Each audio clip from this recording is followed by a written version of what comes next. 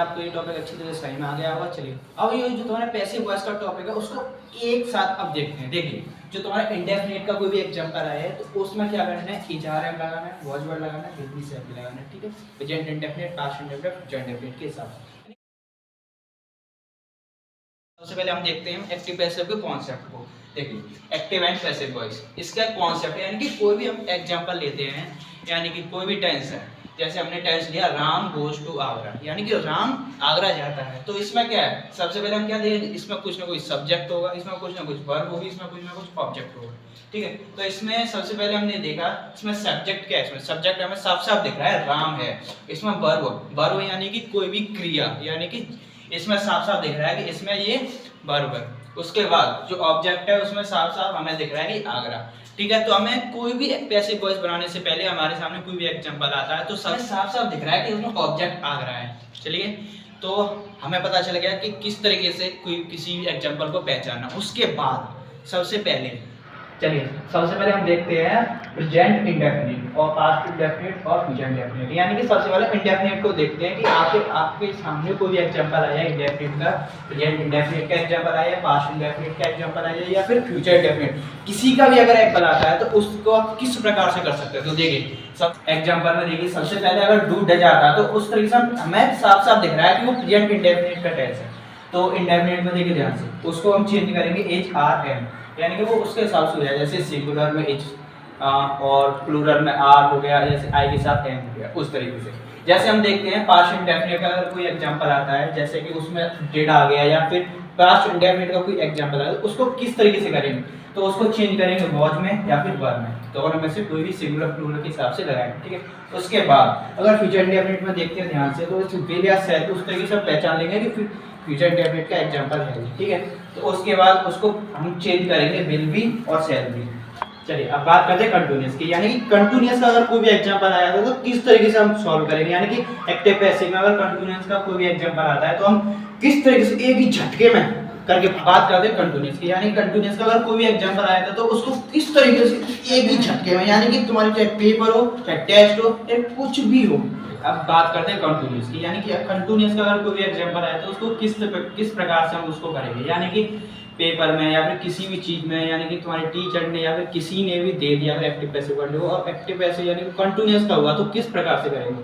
अब बात करते हैं प्रेजेंट कंटीन्यूअस का। प्रेजेंट कंटीन्यूअस में हमको पता है एच आर एम यही आएगा। इसके अलावा और जैसे उसको पैसिव वॉइस में चेंज करेंगे तो उसके साथ एच आर एम के साथ बीइंग जरूर लगाएंगे। ठीक है, अगर पास्ट कंटीन्यूअस की बात करें तो उसमें वॉज वर्ब के साथ हम बीइंग लगाएंगे। ठीक है, जैसे ही फ्यूचर इंडेफिनिट। अब बात करें फ्यूचर कंटीन्यूअस तो फ्यूचर कंटीन्यूअस में आके विल बी और शैल बी के साथ बीइंग लगाएंगे। ठीक है, तो ऐसे ही अब बात करते हैं जैसे कि किसी भी एग्जांपल में हैज आ जाए, हैव आ जाए या फिर हैड आ जाए, यानी कि साफ साफ हमें पता चल रहा है कि प्रेजेंट परफेक्ट का कोई एग्जांपल आ जाए या फिर कोई पास्ट परफेक्ट का एग्जांपल आ जाए या फिर फ्यूचर परफेक्ट का एग्जांपल आ जाए।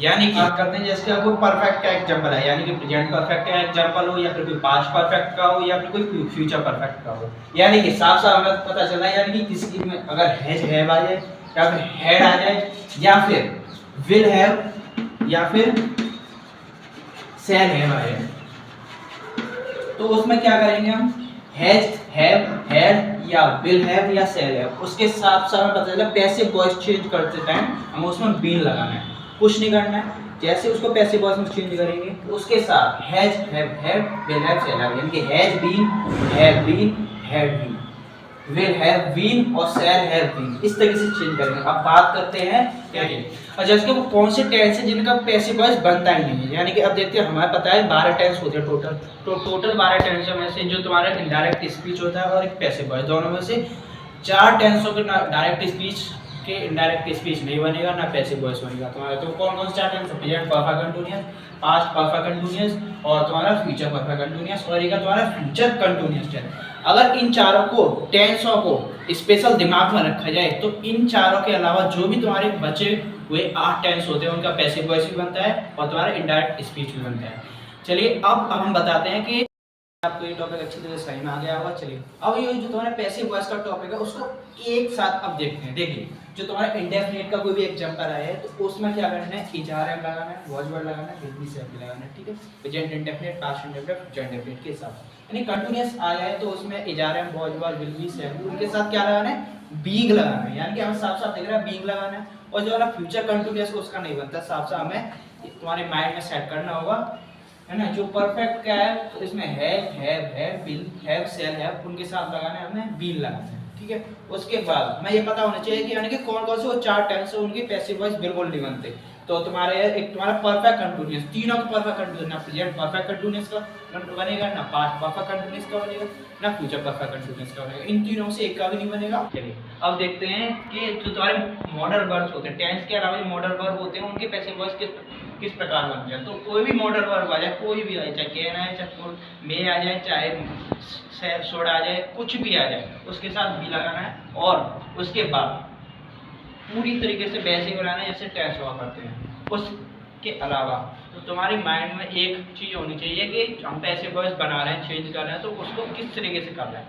तो सबसे पहले हमें जो वर्ब होती है वर्ब की थर्ड फॉर्म याद होनी चाहिए, क्योंकि जितने भी पैसिव वॉइस बनाते हैं उसमें वर्ब की थर्ड फॉर्म यूज होती है, ठीक है। उसके अलावा जो हम एक चीज तुम्हारे माइंड में सेट होनी चाहिए कि यानी कि जो हमारा सब्जेक्ट को ऑब्जेक्ट बनाते हैं, ऑब्जेक्ट को सब्जेक्ट बनाते हैं, और उसका हमें यानी कि एक चीज तुमने याद की होगी पैसिव वॉइस में, यानी कि हमने जब इनडायरेक्ट स्पीच सीखे थे तो सोचो कि हमने एक चीज याद की थी, पर्सन और जो तुम्हारे जो पजेशंस होते हैं वो हमने याद किए थे। जैसे कि सब्जेक्ट का ऑब्जेक्ट क्या होता है, सब्जेक्ट का पजेशंस क्या होता है, ये हमने याद किए थे। तो इन्हीं का यूज करना पड़ता है पैसिव वॉइस में, ठीक है। तो उसके अलावा देखो हम बाय का यूज करते हैं, जैसे ऑब्जेक्ट को सब्जेक्ट बनाते हैं, सब्जेक्ट को ऑब्जेक्ट बनाते हैं। जब हम सब्जेक्ट को ऑब्जेक्ट बनाते हैं तो उससे पहले बाय का यूज करते हैं। उसके बाद अब देखो सबसे पहले हम छोटा सा एग्जांपल देते हैं, आई ड्रिंक वाटर, ठीक है। तो एक छोटा सा एग्जांपल, आई ड्रिंक वाटर, मैं पानी पीता हूँ। तो हमने जो ऑब्जेक्ट है, सबसे पहले ये मैंने शुरू में बताया था कि सबसे पहले हमें ये पता होना चाहिए सब्जेक्ट क्या होता है, तो ऑब्जेक्ट क्या होता है, वर्ब क्या होती है, ठीक है। जो ऑब्जेक्ट हो तो हमें साफ से पता चला इसमें ये सब्जेक्ट है, ये वर्ब है, ये ऑब्जेक्ट है, ठीक है। ऑब्जेक्ट को हमने यहाँ पे लिया, ठीक है, जैसा सब्जेक्ट बन गया। और प्रेजेंट इंडेफिनिट का एग्जांपल है, साफ साफ हमें पता चल रहा है कि मैं पानी पीता हूँ, प्रेजेंट इंडेफिनिट का एग्जांपल है। और ये हमको अच्छी तरीके से पहचान में आएगा जब हम हमको बारो टेंस आएंगे। उसके बाद ऑब्जेक्ट को सब्जेक्ट बनाया, उसके बाद इज, यानी कि प्रेजेंट इंडेफिनिट में हमने साफ साफ पता चल रहा है इंडेफिनिट में इज लगाते हैं। उसके बाद देखो ये सिंगुलर है, ठीक है, वाटर इज, ड्रिंक मैंने बताया था वर्ब की थर्ड फॉर्म लगाते हैं, तो ड्रिंक की थर्ड फॉर्म होती है ड्रंक, तो हमने लगाया ड्रंक। उसके बाद बाय का यूज किया, क्योंकि मैंने बताया था कि जो सब्जेक्ट को ऑब्जेक्ट बनाते हैं उससे पहले बाय का यूज करते हैं, हमने बाय लगाया। उसके बाद जो आई है, आई को हम ऑब्जेक्ट में चेंज करें तो नीड हो गया, ठीक है। उम्मीद है आपको ये टॉपिक बेहतरीन तरीके से समझ में आ गया होगा। वीडियो अगर पसंद है तो वीडियो को लाइक करना, चैनल को सब्सक्राइब करके बेल आइकन ऑल पर शेयर करना। चलिए मिलते हैं अगली बेहतरीन नेक्स्ट वीडियो में, तब तक के लिए बाय, राधे राधे, नमस्ते, सलाम वालेकुम।